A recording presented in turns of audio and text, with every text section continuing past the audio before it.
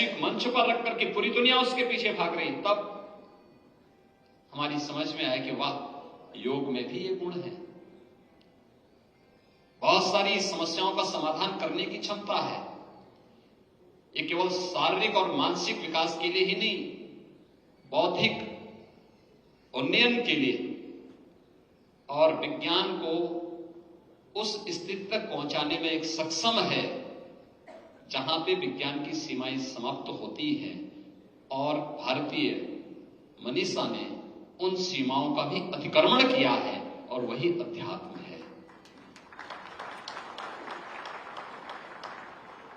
याद रखना, जब भी आप भारत की इस परंपरा को अंगीकार करेंगे और उसके साथ जुड़ेंगे, तो विज्ञान की सीमाओं का अतिक्रमण करके जब उस क्षेत्र में आगे बढ़ेंगे तो वह एक विस्तृत संसार होगा। उसके लिए भौतिक दृष्टि नहीं, उसे अंतःकरण की दृष्टि से ही आप अवलोकन कर पाएंगे। लेकिन खैर, एक अलग क्षेत्र है और शिक्षण संस्थानों को भी इस क्षेत्र में कार्य करना होगा, उस दिशा में आगे बढ़ना होगा। बहुत कुछ है उसमें छुपा हुआ। लेकिन शिक्षण संस्थानों का या हमारे संस्थानों का आज के दिन की जिम्मेदारी क्या? हमने शोध की प्रक्रिया को बाधित किया। हम केवल दूसरों की चीजों को अच्छा मानने लग गए। जो दूसरी जगह था, एक बार एक राजदूत मेरे पास आए थे, वो मेरे पूर्व परिचित थे, तो मेरे साथ अपने देश का एक गिफ्ट लेकर के आए। तो मैंने उन्हीं के सामने खोला, मैंने कहा ये आइटम हमारे यहां तो बहुत सस्ता है, 5 रुपए का है। तो मैंने भी उनको एक आइटम दिया, मैंने भी उनको गिफ्ट किया। मैंने कहा ये देखो, तो उन्होंने मेरे सामने खोला, उन्होंने कहा कि आपके कितने कीमत? मैंने कहा 500 रुपए की है। तो उन्होंने मुझसे कहा कि देखिए, प्रोडक्ट आपका अच्छा है लेकिन पैकेजिंग अच्छी नहीं है, और हमारी पैकेजिंग अच्छी है, प्रोडक्ट अच्छा नहीं है। तो मैंने कहा ये तो हमेशा से रहा है। मैंने कहा हमारा प्रोडक्ट हमेशा अच्छा रहता है, हम किसी को धोखा नहीं देते। लेकिन लोग जो देखते हैं, लोग उसी के पीछे भागते हैं। जैसा परोसेंगे लोग उसके पीछे वैसे भागने लगते हैं। उसकी अच्छाई बुराई जाने बगैर उसके पीछे एक होड़ सी लग जाती है। हमारी संस्थानों को अपने आप को तैयार करना होगा, प्रोडक्ट भी अच्छा देना पड़ेगा और पैकेजिंग भी उसी प्रकार से तय करनी पड़ेगी जो दुनिया को अपनी ओर आकर्षित कर सके। और हम भूल गए, हमने प्रोडक्ट से भी हमने संबंध विच्छेद कर दिया, उसको भी हम उस क्वालिटी का देने में विफल रहे। और पैकेजिंग का तो खैर, हमने मैनेजमेंट के कोर्स चलते हैं, लेकिन हम लोग उसके बारे में कोई भी नया कार्य करने में, नया चीज देने में हम विफल हैं। हर एक चीज का अपना एक महत्व है, हम एक बार उसको देखें तो। और मुझे प्रसन्नता है कि इधर कुछ संस्थानों ने अच्छा काम प्रारंभ किया है। जब मैं यहां आ रहा था, देख रहा था, विश्वविद्यालय की प्रोग्रेस रिपोर्ट भी देख रहा था। विश्वविद्यालय ने अनेक क्षेत्रों में एक नया विकास किया है, और पिछले यानी यह वर्ष तो इस विश्वविद्यालय का रजत जयंती, स्थापना का रजत जयंती भी है, जब यह एक इंजीनियरिंग कॉलेज के रूप में स्थापित हुआ।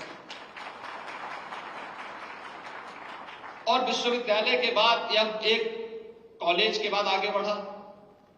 कॉलेज बनने के बाद 2002 में जब उत्तर प्रदेश का टेक्निकल यूनिवर्सिटी स्थापित हुई,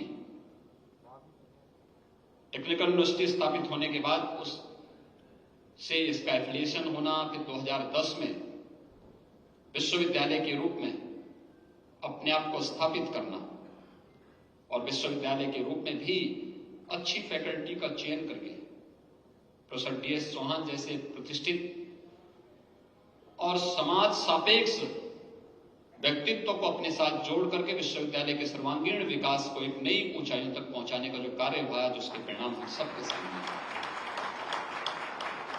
मुझे याद है जब प्रोफेसर DS चौहान जी उत्तर प्रदेश टेक्निकल यूनिवर्सिटी के VC थे, उन्होंने उस समय इस क्षेत्र में ईज ऑफ डूइंग बिजनेस को बहुत सरल किया था। दुर्भाग्य से उस समय की सरकारों की समझ में वो सब नहीं आ रहा था। अगर उन्होंने समझने का प्रयास किया होता तो उत्तर प्रदेश आज तकनीक का एक हब होता। हम उसमें बहुत पीछे छूट गए, बहुत पीछे हम रह गए, क्योंकि जो लोग हमसे पहले उस क्षेत्र में काम कर चुके थे, जिन लोगों ने अपने और रिलैक्सेशन दिया, वे लोग आगे बढ़ गए, उत्तर प्रदेश पीछे छूट गया। लेकिन फिर भी यूपी टेक्निकल यूनिवर्सिटी बनने के बाद उस क्षेत्र में नयापन आता हुआ दिखाई दिया और उसको एक नई ऊंचाई तक पहुंचाने का कार्य हुआ। आज ये विश्वविद्यालय स्वयं उन सभी कोर्सेज को लेकर के यहां पे कार्य कर रहा है। न केवल विश्वविद्यालय को इनोवेशन, रिसर्च एंड डेवलपमेंट का एक नया केंद्र के रूप में स्थापित किया, लेकिन उससे भी आगे जाकर के जो मुझे प्रसन्नता हुई कि तमाम पेटेंट भी विश्वविद्यालय को अवार्ड हुए हैं और विश्वविद्यालय के लिए यह इस प्रक्रिया के साथ जुड़ना और भी महत्वपूर्ण है। विश्वविद्यालय को इस दिशा में नए प्रयास प्रारंभ करने चाहिए। आज का समय भी मैं देख रहा था, यहां की एक नई स्थापित स्किल डेवलपमेंट की जो एक नया सेंटर उन्होंने विश्वविद्यालय ने स्थापित किया है।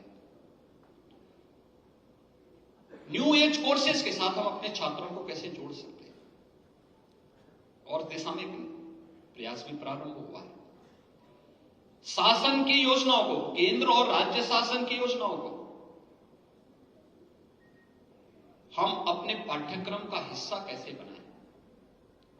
अक्सर होता है कि जैसे सरकारें उससे अपने आप को निरपेक्ष कर, सरकारों के उन पॉलिसीज को, सरकार के कार्यक्रमों को, युवाओं से, छात्रों से जुड़े हुई योजनाओं को उससे अलग करने का कार्य होता है, और बाद में जब छात्र निकलता उसको पता ही नहीं होता है कि इसका मतलब क्या है।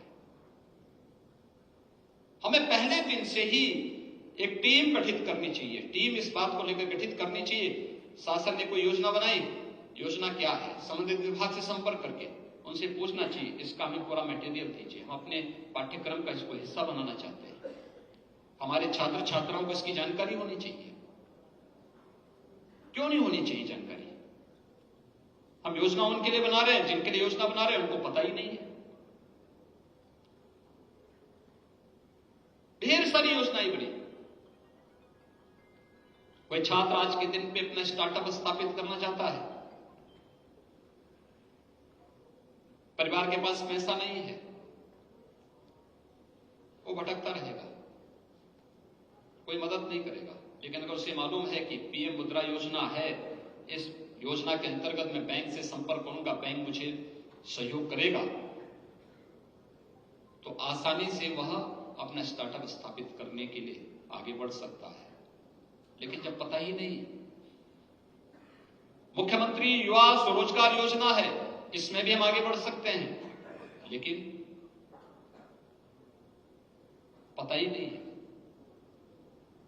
मेरा मानना है कि आज तो हर विश्वविद्यालय और हर युवा के पास, अभी हम लोगों ने, आपने देखा होगा यूनियन बजट में भी और हम स्टेट की तरफ से भी, सेंट्रल गवर्नमेंट भी PM इंटर्नशिप की एक नई स्कीम निकाली है और स्टेट गवर्नमेंट ने भी CM इंटर्नशिप की एक स्कीम निकाली है छात्रों के लिए, अपने युवाओं के लिए। एक नया अवसर हम दे रहे हैं, वह इंडस्ट्री के साथ जुड़ सके।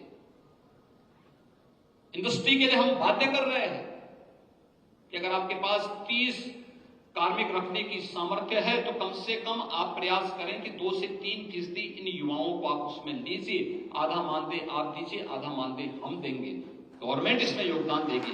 छात्रों को उसमें आगे बढ़ने का एक अनुभव, एक एक्सपीरियंस उनके पास आना चाहिए, इसके माध्यम से उन्हें आगे बढ़ने का अवसर प्राप्त हो।